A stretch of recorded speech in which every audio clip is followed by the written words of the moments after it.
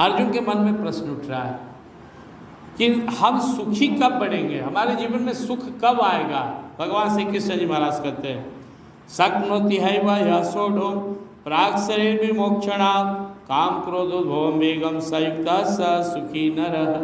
बहुत सा प्रश्न अर्जुन पूछे और बहुत सा उनके मन में भाव उठा, तो भगवान जवाब दे दिए।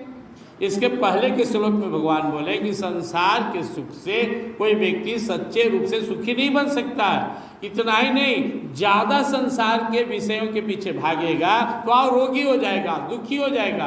तो अर्जुन के मन में भावना उठ रहा है, तो सुखी कैसे होंगे।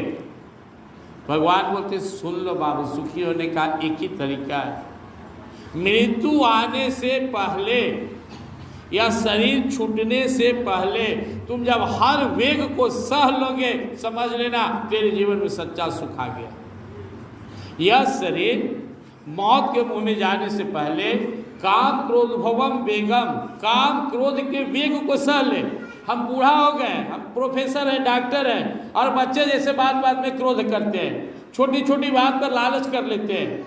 यही दुख का कारण है। भगवान कह रहे हैं शक्नोति हैव यशोढो प्राक् शरीर विमोक्षणा, जब तुम इतनी सहनशीलता आ जाए मृत्यु से पहले, अब मारिए गए तो क्या कीजिएगा शक्य, काम क्रोधोद्भवम वेगम संयुक्त स सुखी नरः। छोटे छोटे उद्वेग, काम का, क्रोध का, लोभ का, वासना का, तृष्णा का, ईर्ष्या का, ये अंदर के वेग को हम सह लें, हटा दे, प्रभाव नहीं पड़े, तब आपके जीवन में सच्चे सुख का आगमन हो जाएगा।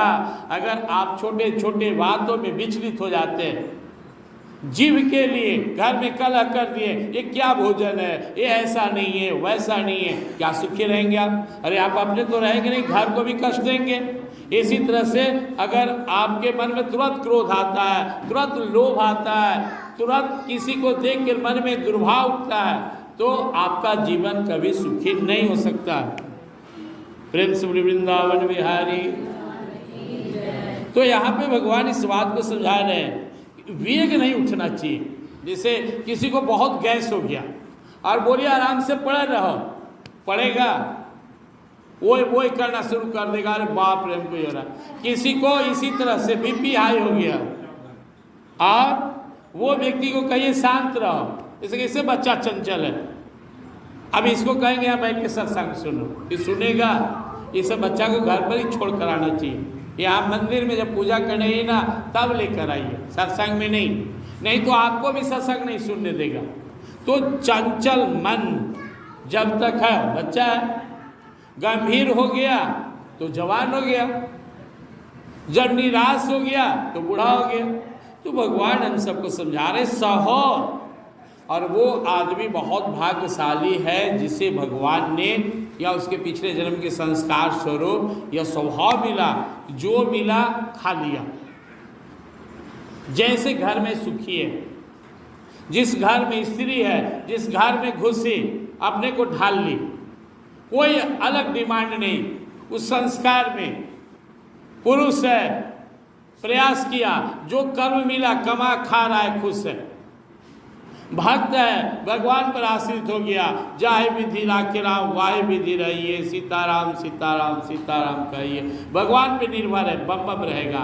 आप जब तक बेचैन हैं कैसे सुखी हो सकते हैं। और बेचैनी का कारण आपके अंदर का जो वेग है, उद्वेग है, वो वेग को रोकना पड़ेगा।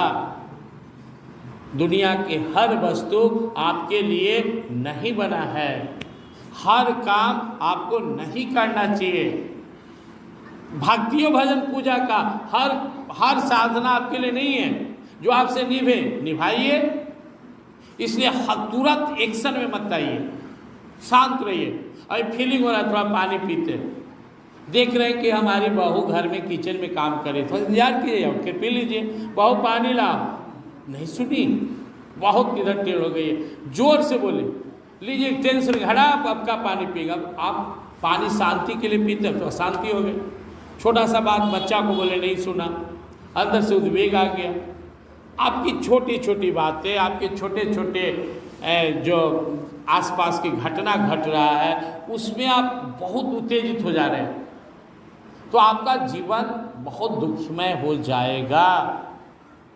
दूसरे के चक्कर में रहने वाला व्यक्ति कभी सुखी नहीं हो सकता है। इसलिए परम पूज्य गुरुदेव गीता हटवा कहते थे कि अपना कल्याण चाहिए तो दूसरे को देखना छोड़ दे, तुझे फिर भी मत रहो, अपने अंदर नजर डालो। अब हम सोचते हैं कि हम लोग कितना काबिल हैं, इतनी छोटी छोटी बातों पर उत्तेजित होते रहते हैं। किस बात की काबिलियत है? आप छोटा बच्चा थे, माँ बन गए, दादी बन गए, और आपका अभी भी बुद्धि बच्चा वाला है। तो जब तक इन्हें आप नहीं सह पाएंगे, वो भी भगवान बोल रहे हैं प्राग शरीर विमोक्षणा, ये शरीर छूटने से पहले इसे कंट्रोल कर लो। फिर मुर्दा हो गया, अब क्या वेग उठेगा? काम क्रोध के जो वेग है सबसे दुखदायी दो ही है, काम और क्रोध। देख भर पर कोई चाहत उठते रहता है, सब चीज़ है तो काम ना उठा लेंगे, वाह बहुत बढ़िया मन घर है, देखिए कितना सुंदर सजा, तो बड़ा शीशा नहीं है, अरे ले आइएगा ना, अब सब पढ़ रहे हैं 5 दिन से, ये चीज़ नहीं है, यह ऐसा हो जाता, अभी गेटे सही जगह नहीं बना, ये यहाँ रहता था वो अच्छा था, अब लीजिए, अरे भाई उसको देखिए आप। तो हमें हमारे मन में दूसरे के चक्कर में काम क्रोध लोभ ज़्यादा उठता है, अपने चक्कर में नहीं। जितना भगवान ने दिया और मेहनत कर रहे हैं, संतोष कीजिए।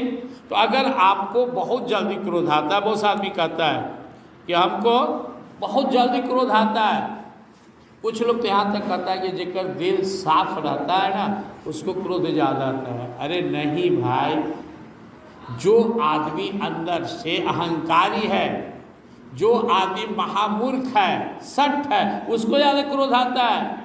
आप अपने हाथ में मौसमी ले लीजिए और धीरे धीरे उसको दबाइए, रस गिरेगा, कस के दबा दीजिए तो भी रस गिरेगा, मौसमी का ही।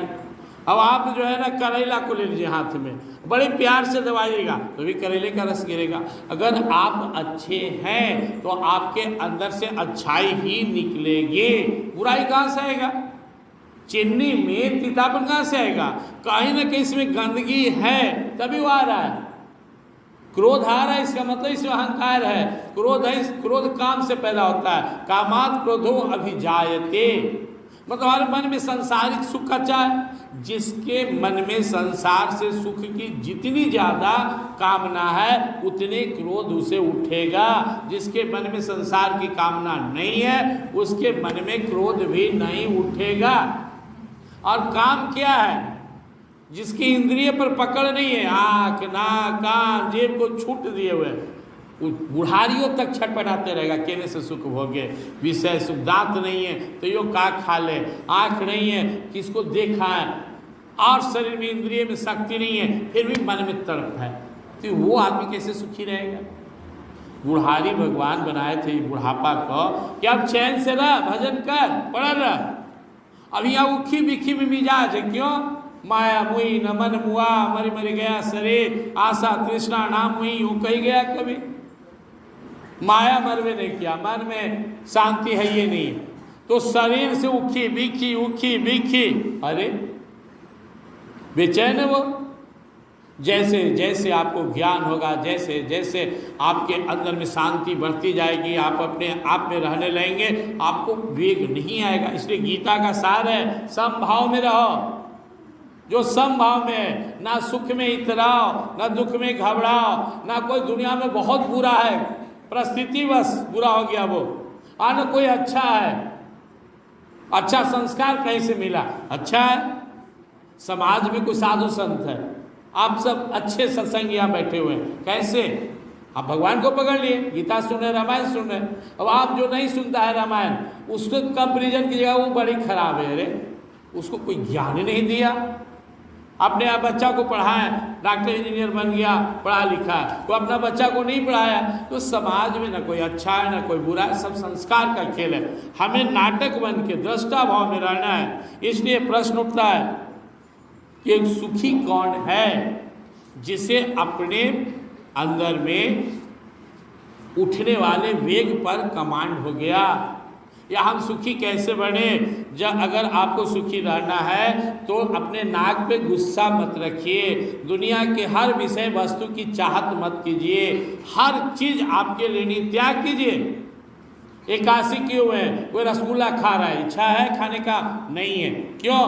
क्योंकि हमारा एकादशी है। ऐसे हम साधक हैं, हम भक्त हैं। ये संसार में कुत्ते बिल्ली जैसे विषयों के पीछे पागल होने के लिए नहीं आए हैं। हम सत्संग करने आए हैं, हम भजन करने आए हैं, हम भगवान को प्राप्त करने आए हैं। इसलिए हम संसार के लोगों जैसा नहीं जिएंगे, हम सद्भक्त जैसा, सद्ज्ञानी जैसा संयम नियम से जिएंगे। इस तरह संकल्प से जब आप जिएंगे तो उठवे नहीं करेगा, आपके मन में हमेशा शांति रहेगा, आप सुखी रहेंगे। प्रेम से